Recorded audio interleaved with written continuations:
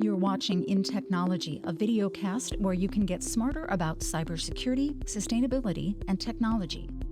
I'm Camille Morehart, host of InTechnology podcast. Very excited to have with me today Thomas Dullien. He's a mathematician, cybersecurity, and software optimization expert who's started one company, sold it to Google, stayed at Google for 8 years, where he worked on Rowhammer. He's part of the first team that was able to essentially identify it as a cybersecurity threat.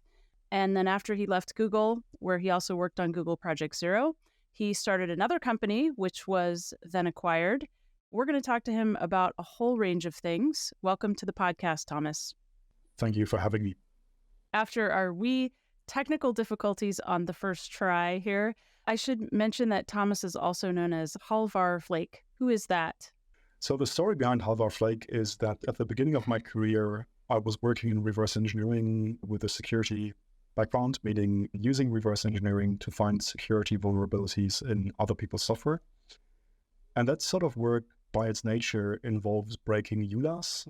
So a lot of the work I was doing at the beginning of my career was, in some sense, legally risky. And it was more prudent to publish these things under a pseudonym. And so I did at the time. The trouble is that if you start your career under a pseudonym and you do all your important early work under a pseudonym, it gets very difficult to ever get rid of that pseudonym because nobody will, recognize your real name. I haven't actually tried to keep my real name secret in more than 10 years, 15 years. By now, it's still hard to shake off the pseudonym. And then early on when you were studying math, you had somebody ask you for whom, which sort of surprised you. Can you describe that encounter? Yeah.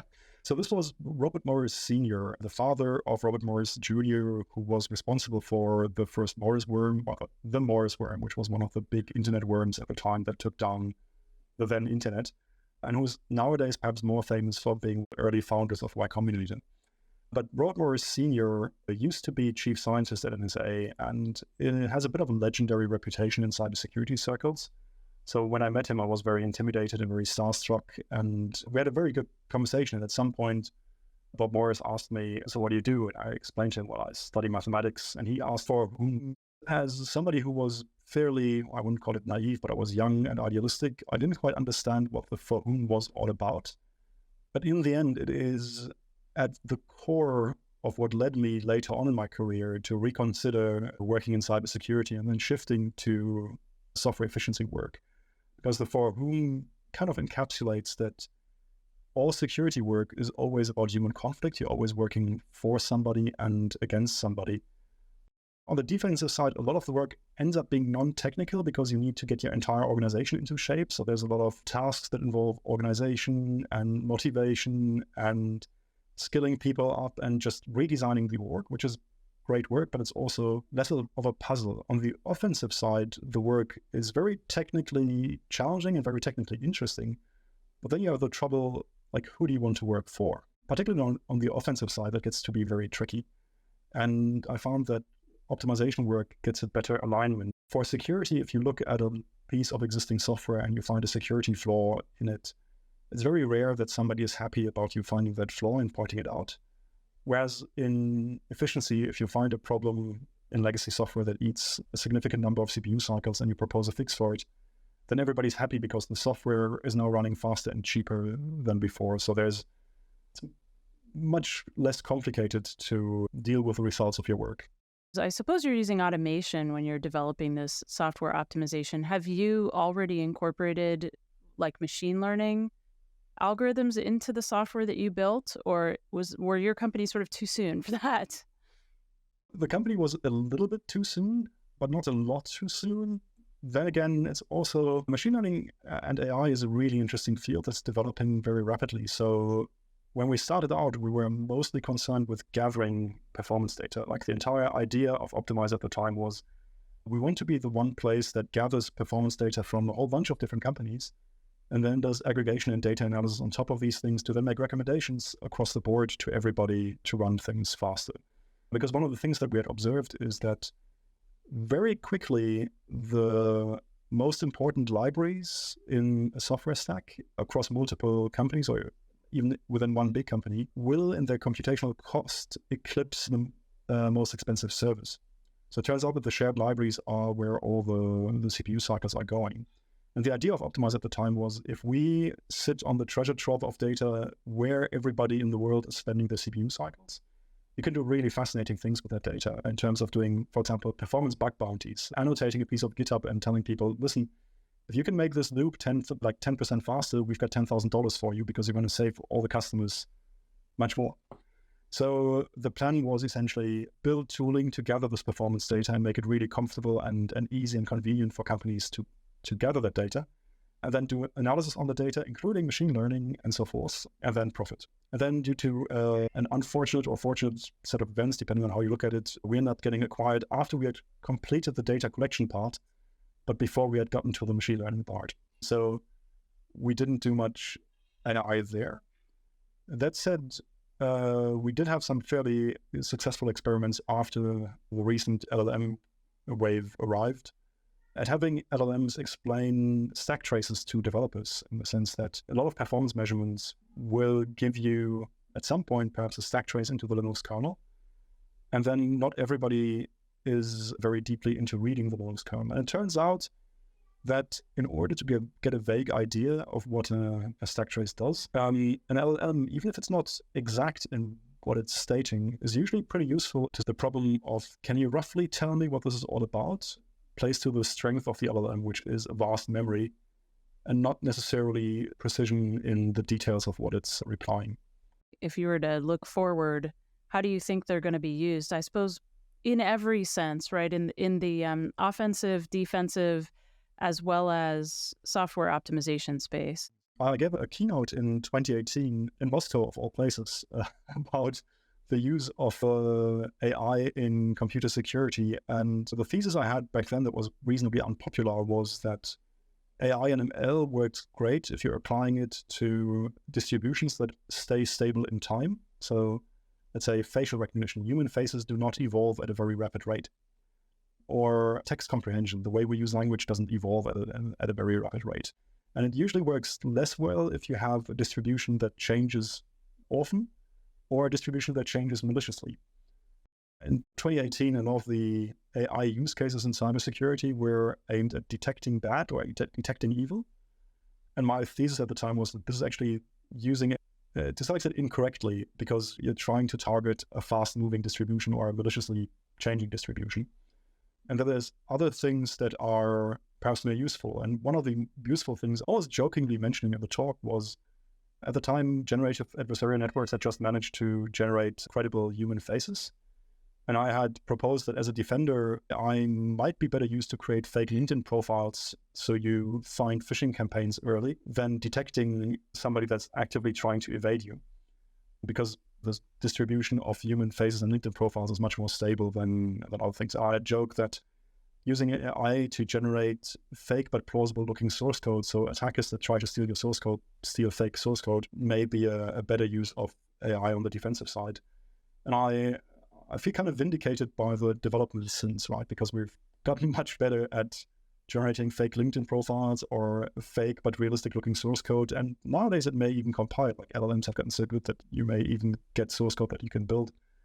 So yeah, so on the defensive side, I think LLMs will have a huge impact on just generating garbage data. And that sounds like a useless thing, but generating garbage data is actually quite useful, because the attacker usually cannot easily tell good data from bad data, because the people that do the actual hacking are not the domain experts. Like if I'm trying to steal the designs for a military plane, the operators on the attacker side that are moving through the network trying to steal the data do not have the technical expertise to tell fake blueprints from real blueprints. So I think the idea of using AI to generate garbage data for attackers to steal, that may be of big value on the defensive side.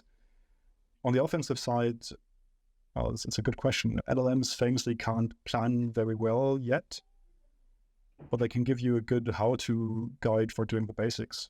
Because there's a lot of bug bounty and web hacking that is still very labor intensive, and that looks like at least the lower tier could be automated quite well using LLMs.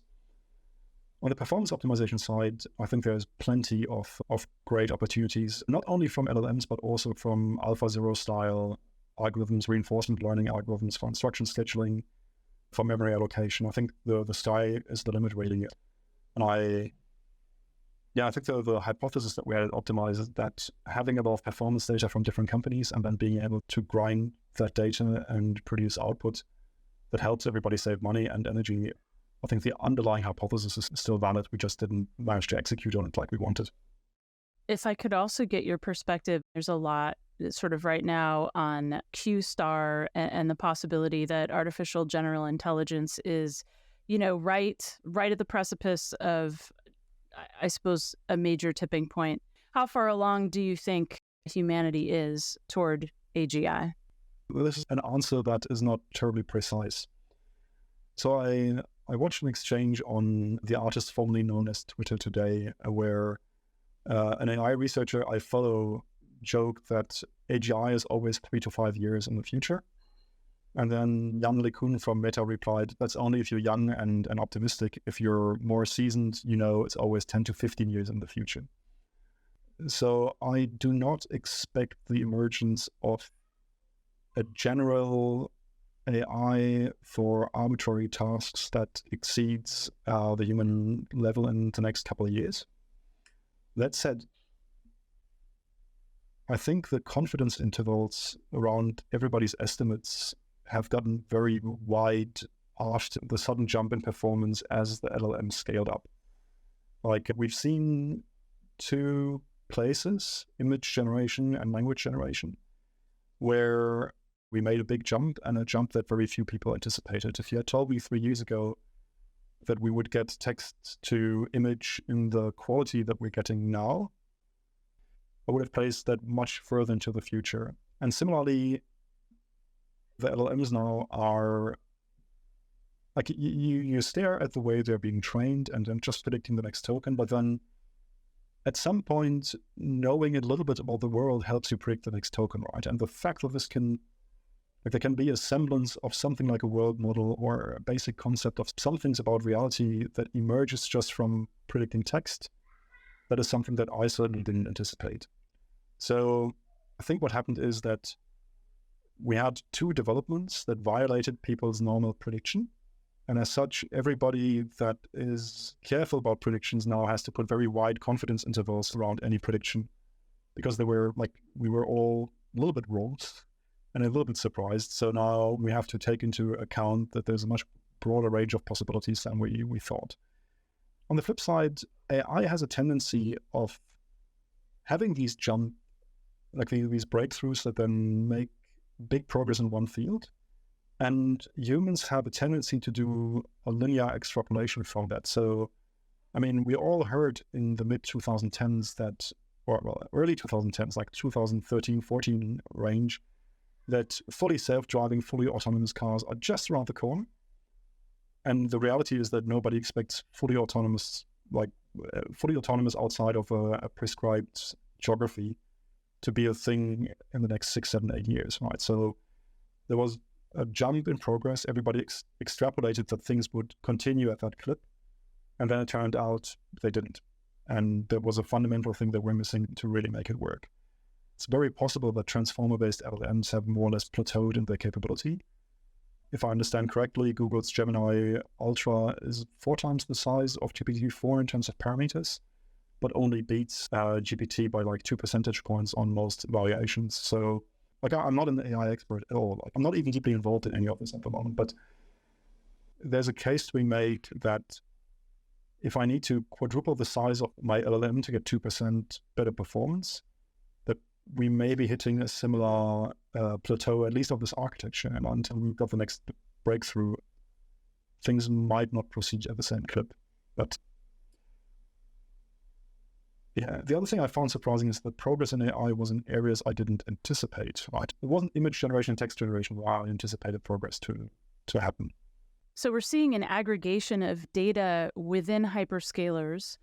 And I wonder if you could talk to us about your feelings as to what this means then for humanity and the accessibility of the data required to build AI moving forward. So I think the fact that things are centralizing is that's a trend that's been going on for 15 to 20 years in some sense. We had centralized computers in a handful of places in the 50s and 60s. And if you wanted to work in computing, you had no choice but to work in these large institutions that could afford a computer. And then we had the strange anomaly of the PC revolution, which decentralized computing in the 70s and 80s and 90s. And then with the emergence of the internet, you had a trend towards re-centralization, right? Where we've seen the emergence of the internet giants, we've seen the emergence of cloud computing as a consequence of that. So I'm not sure whether, well, AI certainly exacerbates the problem. It's not the first time in the history of humanity where building something was very capital intensive.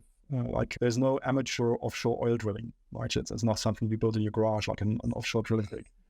And perhaps we're just all very used to this democratizing period where everybody could just build something in their garage. Clearly, I'm hoping that we'll get to a point where computing gets cheap enough, or we get clever, much more clever in using compute to train these models, or we build better models so that we can have less centralization again. It's really hard to make predictions. We don't even know whether, like, will LLM training always be this expensive? Will we make some breakthroughs that accelerate it by a factor of 10x? I think people will put reasonable betting odds on 10x. 100x, perhaps. 1000x, unlikely, I don't know. It's in the end, we know that a human brain runs on a bowl of porridge, right? So we know that you can, like, energetically at least, train things in a much more energy efficient manner. What is the biggest technical breakthrough you think is required for humanity to make kind of a revolutionary change now, moving forward in technology? Is it a hardware change, a software change? What sort of breakthrough do we need right now? On the purely theoretical level, getting sample efficient learning. Like you can argue that all the ML models with all their awesome power, they're not very efficient in making use of their data points. I read an article somewhere that we got to superhuman Atari game performance by having an AI play more Atari games than every human has ever played in the history of Atari games. And we got to play Go better than humanity by playing many more games than humanity has ever played in the history of Go. So I think the biggest game changer would be finding a way to be drastically more sample efficient in your use of training data. Because then all sorts of doors open, like being more sample efficient is likely going to be more computationally efficient, and it's going to be much easier to obtain the training data that you need. There's an argument to be made that we're already data constrained in many ways training now. I think there's a big argument where it's alleged that OpenAI used a lot of pirated ebooks to train the model. And now I've also heard that if you exclude those pirated ebooks from your training, your LLM is much worse. So there's an argument that you're already data constrained if you stick to the law. Either we get to be much more efficient with a sample efficiency of our models, or we have to find a way to get more data more quickly, and with that more data, much more compute. One of the ways that we're getting around large sample sizes, or the problem of needing a lot of data, is actually to create it with the synthetic data. And you're talking about a radically different approach, but I am curious your take on synthetic data. I mean, people have experimented with having an LLM generate text and then training on the generated text again. But it turns out that this, over time, seems to lead to some sort of collapse in the performance of the model. So training a model on its own data doesn't seem to work quite as well. I'm sure somebody must have tried training one LLM on the data of an ensemble of other LLMs. And I'm sure we're going to experiment a lot with synthetic data. The issue is that I suspect you'll have small creeping mistakes that will creep into your synthetic data over time that then become ground truth for the next model. And you need some sort of corrective process for these things.